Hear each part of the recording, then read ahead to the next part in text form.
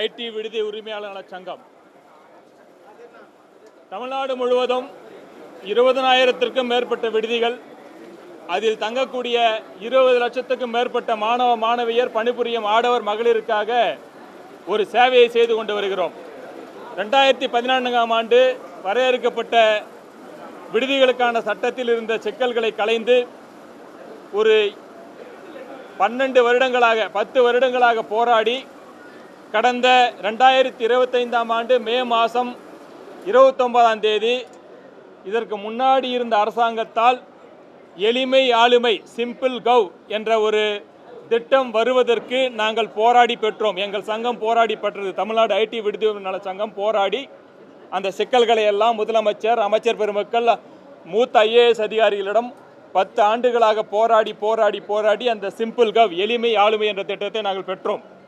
அந்த எளிமை ஆளுமை என்ற திட்டம் வந்த பிறகு நாங்கள் இந்த உரிமங்களை பெறுவதற்கு சுகாதார சான்றிதழ், கட்டிட உரிமை, தீயணைப்புத்துறை சான்று, உணவுத்தர சான்று போன்றவற்றை நாங்கள் இணையம் வழியாகவே பெறுவதற்கான வழியை சிம்பிள் கவ் என்ற சட்டம் பெற்றுக் கொடுத்தது எங்களுக்கு.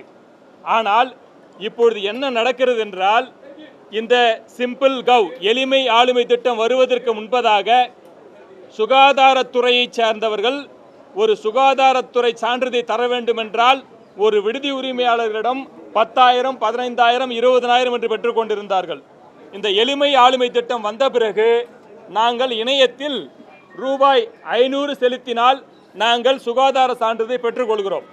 இது இப்படி இருக்க, இன்றைக்கு பப்ளிக் பில்டிங் லைசன்ஸ் எனப்படக்கூடிய பொது கட்டிடத்துக்கான உரிமம் பெறுவதற்கு இப்பொழுது ஒரு எம்பேனல்டு இன்ஜினியர் குழுவை உருவாக்கி இருக்கிறார்கள்.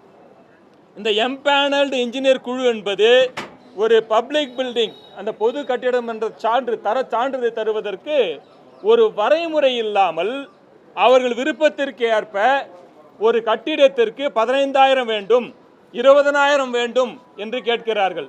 நாங்கள் என்ன சொல்லுகிறோம் என்றால், இதே மாதிரி தான் இப்போ அரசு சமூக நலத்துறை அதிகாரிகளோ, IAS அதிகாரிகளோ, அமைச்சர் பெருமக்களோ, MLA பெருமக்களோ யாருமே எந்த தொந்தரவும் எங்களுக்கு செய்வதில்லை.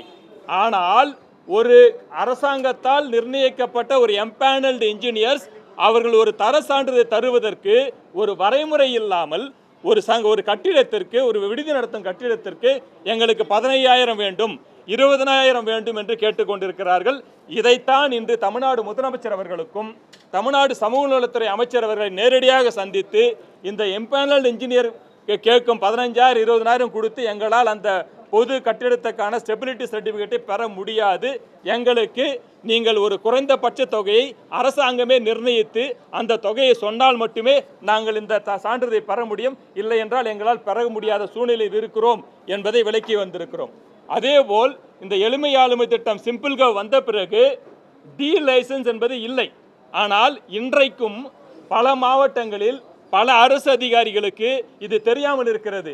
இன்னும் விடுதி உரிமையாளர்களுக்கு ஃபோன் செஞ்சு அவர்கள் லெட்டர் வேறு அனுப்புகிறாங்க, உங்கள் ஹாஸ்டலுக்கு டி லைசன்ஸ் எடுத்தீங்களான்னு சொல்லிட்டு.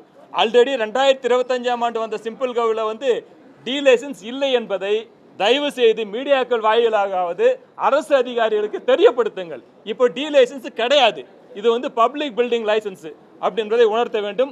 எங்களால் 15,000, 20,000 கொடுத்து அந்த இதை வாங்க முடியாது. அரசாங்கம் எம்பேனல்டு இன்ஜினியர்ஸிடம் 1,500, 2,000 கொடுத்தால் மட்டும்தான் நாங்கள் அந்த ஸ்டெபிலிட்டி சர்டிஃபிகேட்டை வாங்க முடியும்.